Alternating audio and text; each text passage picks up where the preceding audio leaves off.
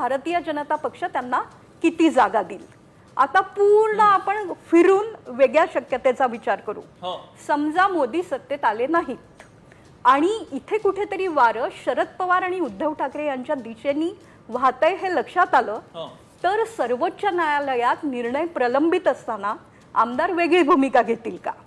केंद्रात जर वेगळं सरकार आलं असेल तर महाराष्ट्रात राष्ट्रपती राजवट आणायची वेळ तर येणार नाही। शिवाय राज्यपालांचं ऑफिस हे गेल्या काही वर्षात अत्यंत चिंतेचा विषय झालेला आहे। त्यामुळे त्यात अजून काही वेगळी भूमिका असेल का? या क्षणी 9 वाजता या सगळ्या शक्यता आहेत, पण 3 नंतर महाराष्ट्राचा जो लँडस्केप आहे, पॉलिटिकल लँडस्केप, तो अत्यंत रोचक होणार आहे आणि सर्वाधिक रोचक महाराष्ट्रच होणार आहे। त्या अर्थाने महाराष्ट्रावरच पुढची चर्चा सुरू होत राहील।